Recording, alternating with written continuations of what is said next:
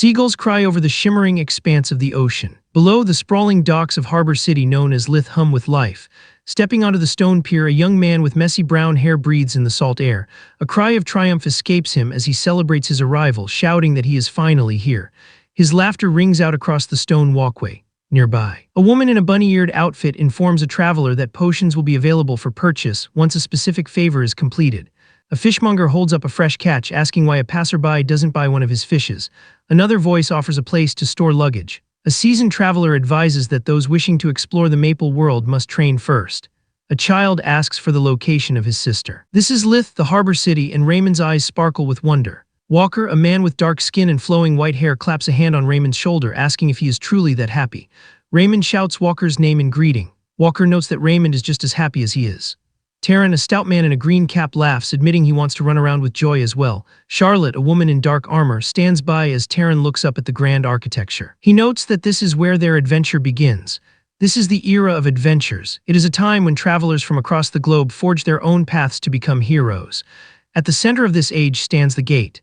These mysterious portals appeared without warning, leading to realms filled with horrifying monsters never before seen in the Maple world. Though countless adventurers perish within these thresholds, the promise of unimaginably powerful and valuable items lures in those who dare to dream of greatness.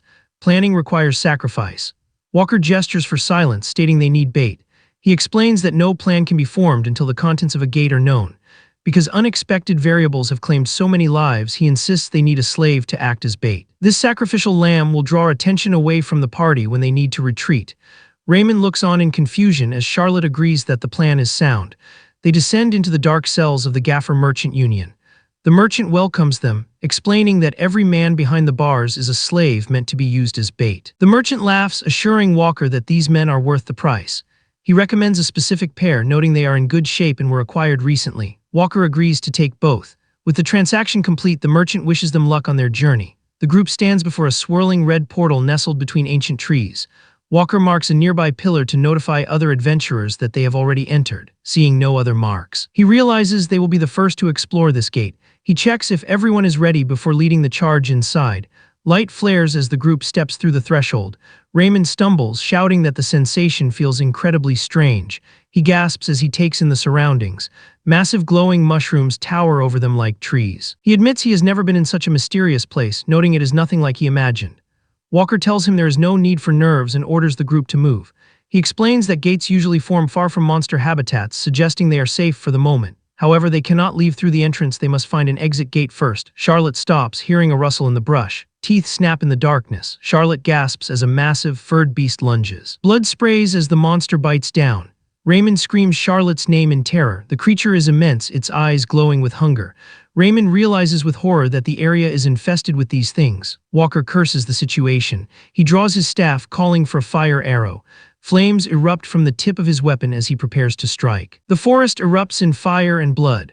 Walker realizes something is wrong and commands the group to tie the baits to the trees. He shouts that they need to leave immediately. One of the slaves begs to be taken with them, but Taryn snarls at them to shut up and do as they are told. Raymond watches in a daze as the slaves cry out, pleading not to be left behind. Walker screams for the party to run. Behind them, the monsters descend on the tied men. Screams of agony fill the air as the baits are torn apart, their blood soaking the earth. Panting heavily, Walker declares this run a failure. He insists that clearing the gate is no longer important. They must find the exit. Raymond is paralyzed by the carnage. Taryn grabs him by the cloak, shouting for him to get it together. He repeats Walker's command, calling Raymond a bastard for freezing up. Taryn urges him to listen to Walker and calm down. He reasons that while they failed this time, they can always prepare again. He tells Raymond not to give up and to focus on the present. He promises they will all make it out alive. A massive claw smashes into the earth. Taryn's name is screamed as the beast strikes. Walker roars in fury, calling the monster a piece of shit. Suddenly, a long, wet tongue wraps around Walker's neck. He chokes as he is lifted off the ground.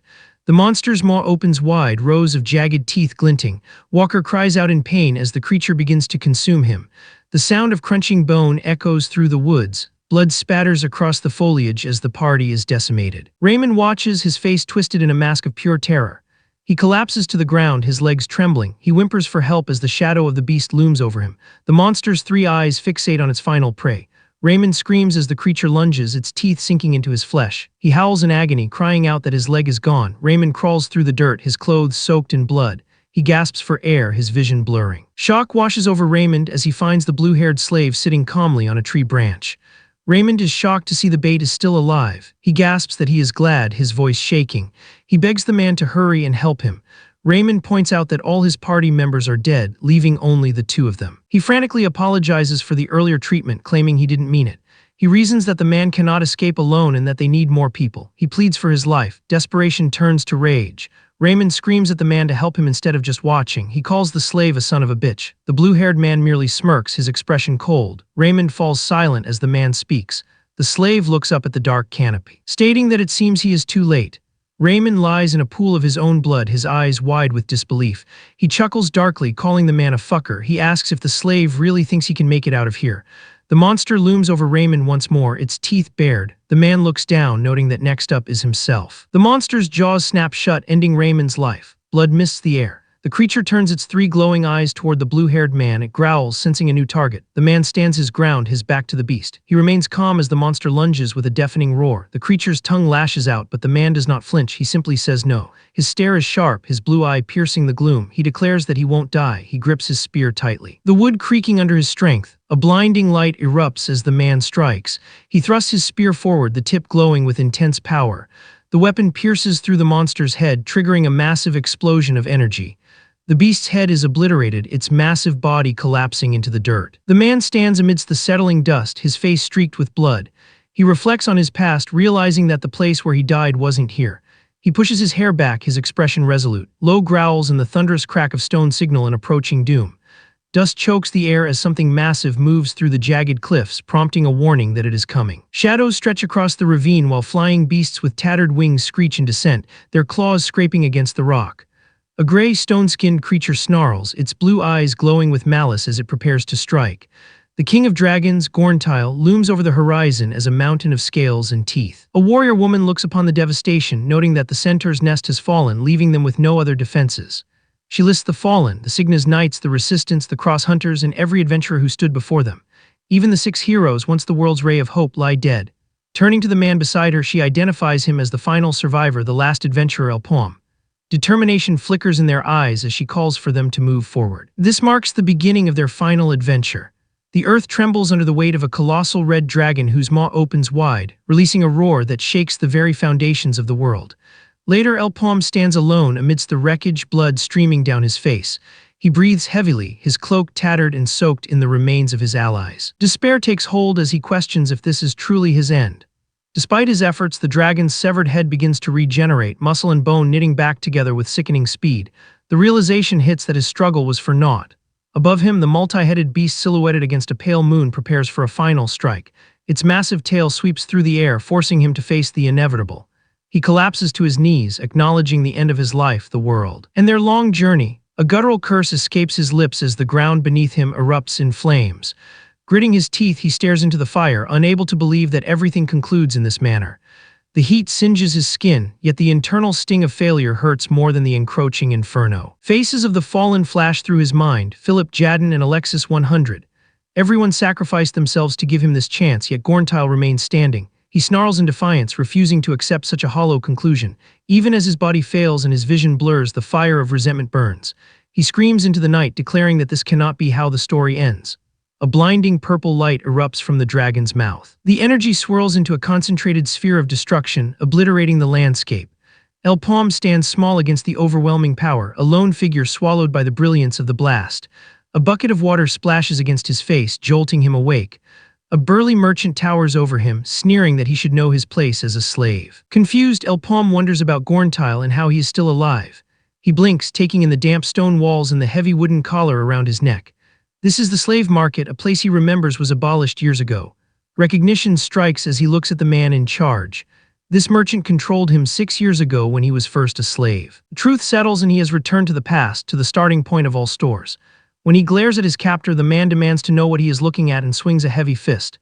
The blow connects, sending Elpom reeling. He realizes this isn't a dream because the pain is too realistic. He is back at the starting point where slaves are sold to be used as bait. Around him, merchants haggle over human lives, boasting that these new arrivals are perfect bait for long-distance dungeons. One buyer expresses his thanks, noting that such prices cannot be found anywhere else. A buyer agrees to take 2 of the captives, noting they are in good shape. El Palm pushes aside his confusion. Focusing on the second chance before him, he finds a discarded staff capable of casting fire arrow. It is a basic tool perfect for his current skill level, but he knows an adventurer needs more than just a weapon to survive. He searches the ground, recalling that some hide valuables in their shoes. His fingers brush against a cold metal object, the telekinesis ring. As he slips it onto his finger, a faint blue glow emanates from the gem. The moment of discovery is interrupted by a low growl from the shadows. The scent of blood has drawn predators. Multiple pairs of red eyes gleam in the darkness as wolf-like monsters emerge from the tree line surrounding him. The lead beast lunges with a feral cry. El Palm reacts instantly, swinging his staff to parry the strike. Claws clash against wood. He feels the weight of the creature pressing down, its breath foul and hot. Pushing back, he creates distance and focuses his intent. He calls upon the staff's power, triggering a fire arrow.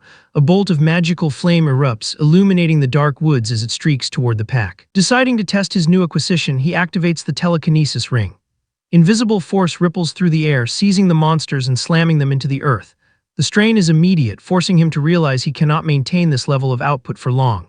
As the flames consume the remaining beasts, he exhales, noting that the duration doesn't matter as long as the job is done. He stands amidst the charred remains, his eyes cold and focused. He turns his attention to a wounded man on the ground, telling him he has things wrong. Even if this hadn't been planned, he would have killed them all regardless. He looks down with contempt, stating his absolute abhorrence for those who use slaves as bait.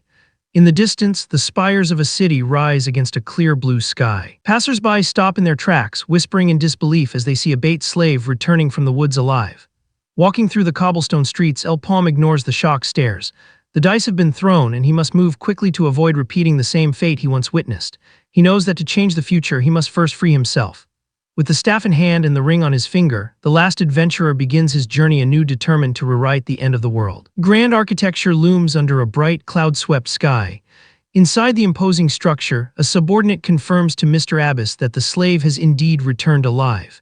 The news carries a weight of impossibility because the man returned without a single scratch. Abbas questions the significance, noting it isn't unheard of for someone meant to be bait to survive.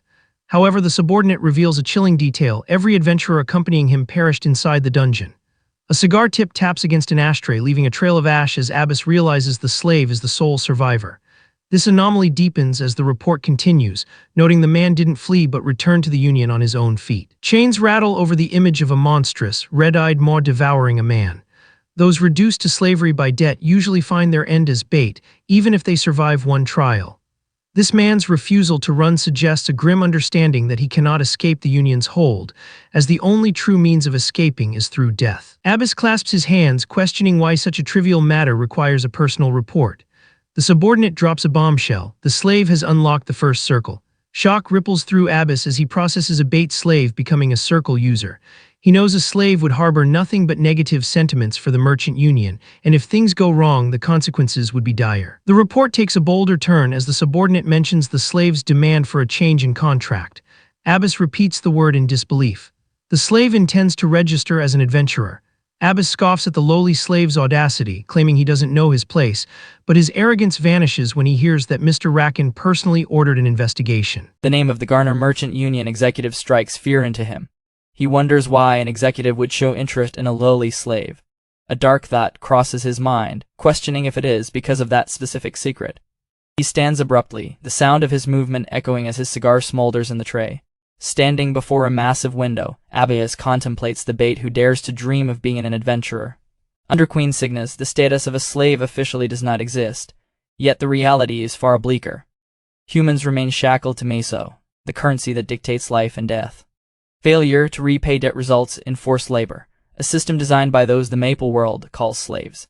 The narrative shifts to a young man with messy hair and a heavy iron collar. On the day his only family, his father, collapsed from illness, his fate was sealed. He became one of the many bound by iron and debt. The memory of black moss and herb purchased on credit from the Dafir Merchant Union haunts him. The union inflated the price to a staggering 1 million meso. In a cold courtroom, the accused El Palm is sentenced to labor after failing to meet the due date. A gavel strikes with finality. For 5 whole years, the Union exploited him. Now, the time for revenge has arrived. El Palm sits across from Abbas, identifying him as the left-hand man of Rakkan. He views the executive's subordinate as a significant catch. Abbas, sipping from a cup, gets straight to the point regarding the contract modification.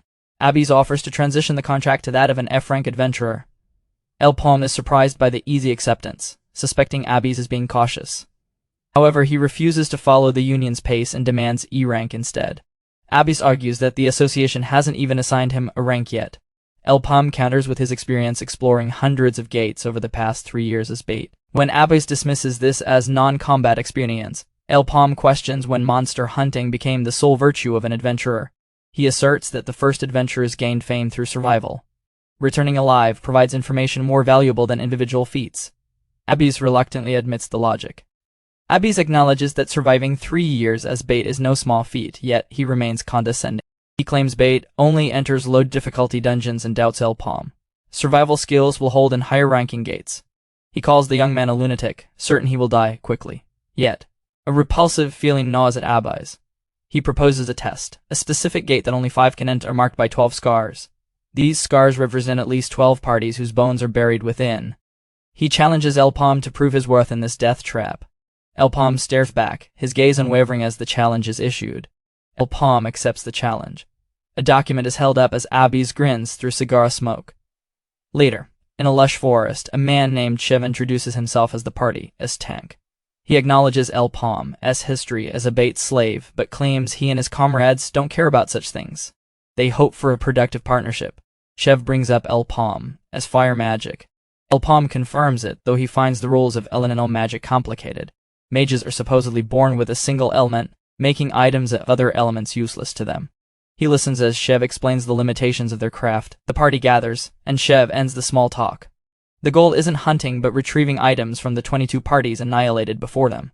The Union pays a mere 3,000 meso per item, a price the dark-skinned adventurer finds insulting, since Wednesday's circle items are worth much more. Chev tells him to stop complaining. As they move deeper, the forest turns dreary and red. Chev orders the group to set up a base, suggesting a large tree for easy movement and concealment.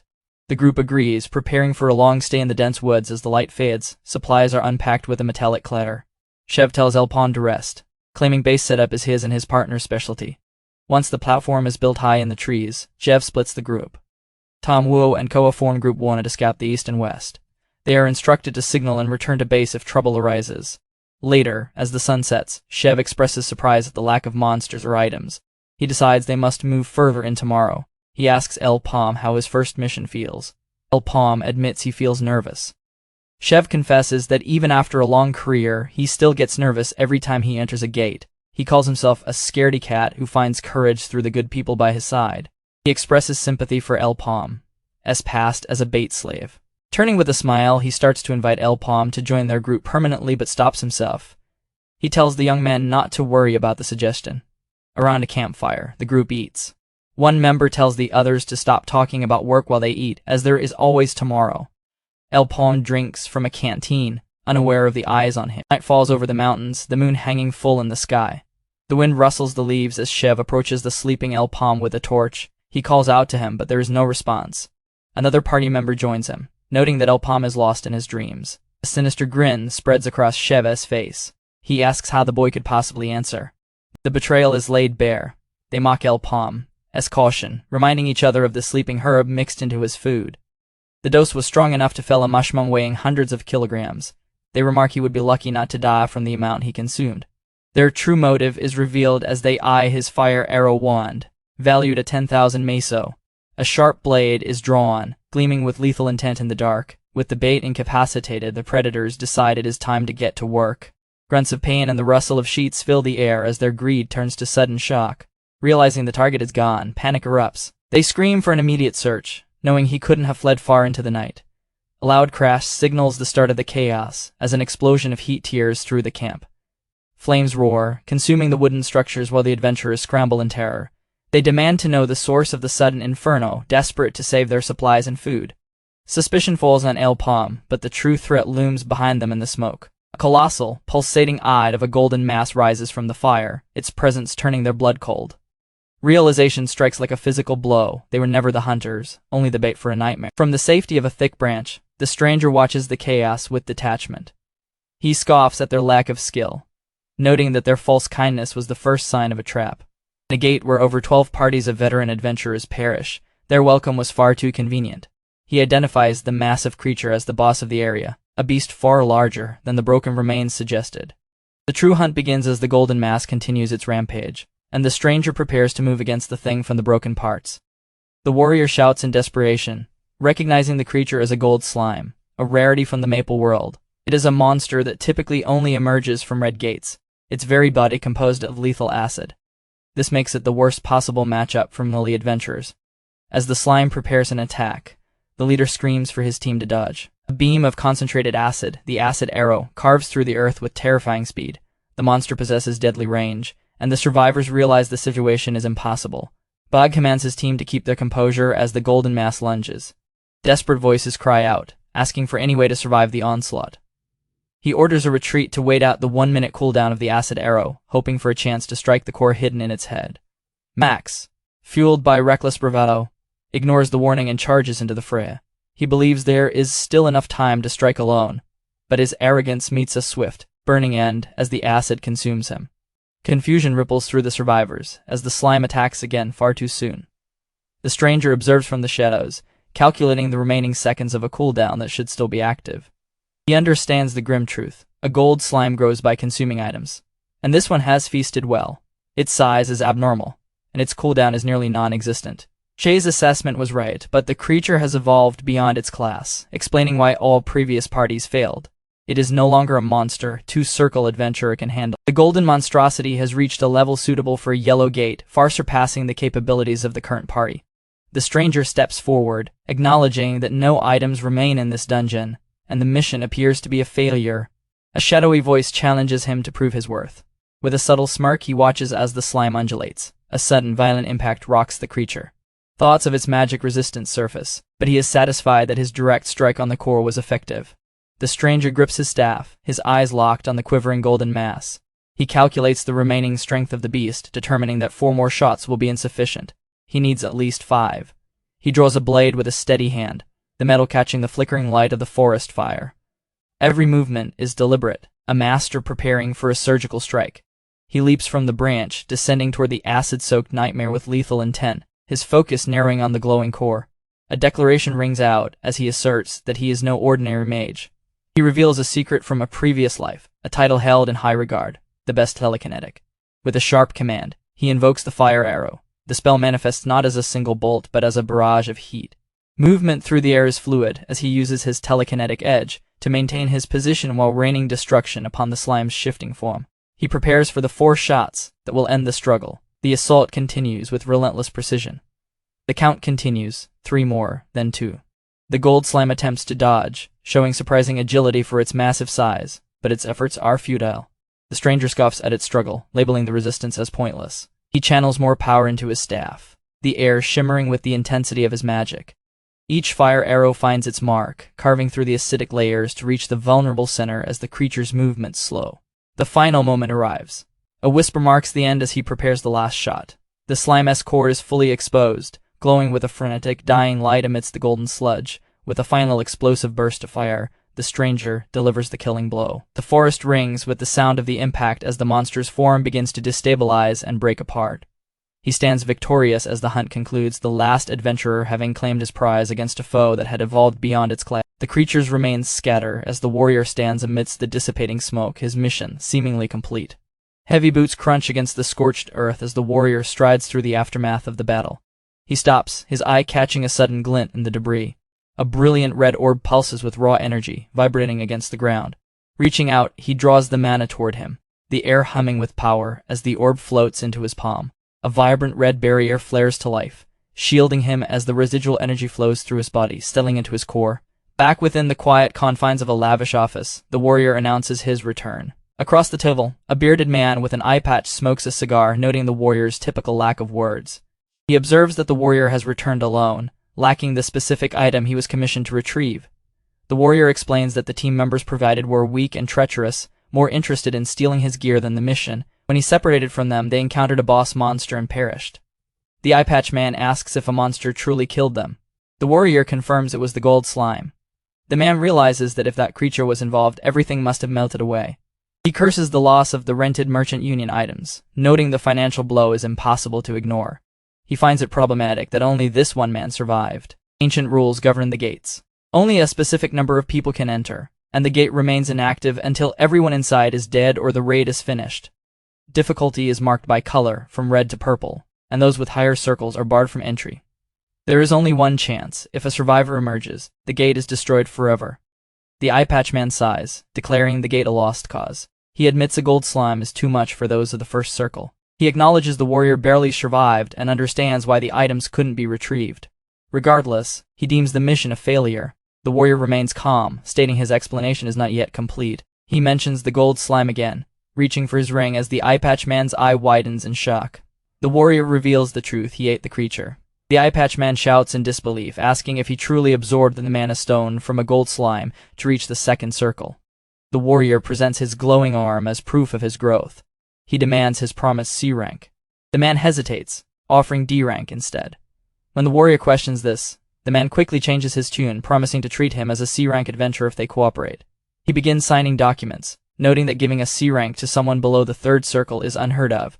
Ranks are strictly tied to circles. Novice for E and F, Junior for C and D, and Veteran for A and B circles are the ultimate measure of power. The man stares at the warrior, realizing this is no ordinary person. Simply using a mana stone doesn't guarantee a circle increase. He wonders if it was survival instinct or an overwhelming talent. He has never seen someone reach the second circle so quickly after attaining the first. He decides he needs this man. The warrior notices the man's sudden silence and improved treatment. He thinks to himself that time is running out. A massive red gate looms in the distance, marked with the number 100. This is the legendary 100-member raid that the Lith port merchant unions and guilds are watching. The Gaffel Merchant Union will undoubtedly be interested in this event. The warrior sets his pen down with a sharp click. He admits he's also in a rush and sees no harm in advancing his plans. Addressing the man as Abbas, he asks for a favor. Abbas tells him to speak comfortably. The warrior extends his hand, bluntly asking for a loan. Abby stares at him, his expression darkening as he realizes the sheer audacity of the request. He thinks to himself that the warrior is finally going too far. Some say the gate heralded a new age for adventurers, but it served only as a snare laid by the black magician. As countless warriors perished within those depths, the very future of the maple world withered. Then came the last day. Monstrous tides that had bided their time surged through the portals, and the world fell to ruin. This grim fate looms once more, exactly 3 years from this moment. The warrior tightens his grip, acknowledging that his current strength isn't enough, though it serves to get started.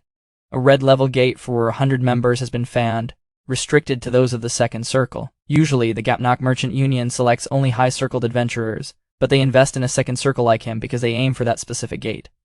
He has obtained money, yet spending it all on items would be foolish, as gear for his level is too expensive. He walks through the city to Lith, slave market, where a merchant welcomes the adventurer and offers to guide him. The merchant inquires if the guest seeks a sacrificial lamb for a dungeon or a true warrior to fight alongside. Rejecting the offer, the adventurer demands to be led to a specific individual. They descend into the gloom of the punishment ward, a place reserved for those who act up. As they walk, the merchant explains this is where they keep people like the one he seeks. They stop before a cell where chains clink against the floor. The merchant hesitates, asking if the customer is certain he wants this man. Looking at the captive, the adventurer confirms he knows this guy. Nervous laughter escapes the merchant as he warns that the prisoner's mind is fractured. The adventurer finds it beyond rude to treat fellow adventurers this way, even as slaves. This man is a mad dog, unparalleled in skill and personality. He remembers him from the last day. They were awakened around the same time, and possessed similar strength. Most importantly, both were once in dire need of money. When asked for his cost, the prisoner laughs, asking if the young master can truly pay. He demands 1 million miso, mocking the adventurer with a wide, jagged grin. The prisoner Daibo accepts the offer without hesitation, driven by the fact that his sister's life is on the line. With the contract sealed, they head straight to the gate. The adventurer tells Daibo he must prove his worth, and the warrior vows to work harder than anyone. In the lush forest, Daibo questions his new boss about the weapon provided. He is grateful for the new gear, but notes he normally uses a longsword. The adventurer remains firm. Daibo will use a polearm, or the contract ends. They reach a massive tree marked with a glowing 8. It is a red-level gate with 1 scar and an entry limit of 8. Daibo scans the treeline, searching for the rest of the party or necessary healer. He assumes a boss with deep pockets would have recruited a full team. The adventurer looks at him silently, triggering a wave of fear in the warrior. Daibo realizes with a start that no one else is coming. The adventurer points a finger at him, confirming they are the only ones. Before Daibo can process the madness of a 2-man raid, a sudden kick sends him flying into the red energy of the portal. He screams as he is forced into the gate. Standing amidst the embers of the entrance, the adventurer warns Debo not to make such mistakes again. Debo can only wonder what kind of monster he has agreed to follow. Elsewhere, the moon hangs large over a dark estate. A subordinate reports that the merchants have taken the bait. While the timing is still being finalized, the people for the plan are already chosen. They ask for permission to proceed, and a voice from the shadows grants it. The figure bows deeply as the meeting concludes. A man with long silver hair swirls a glass of dark wine. He declares that everything will be done according to that person's will. The liquid ripples as he raises the glass toward the moon. He speaks of freedom for the maple world, his eyes reflecting a cold, unwavering resolve.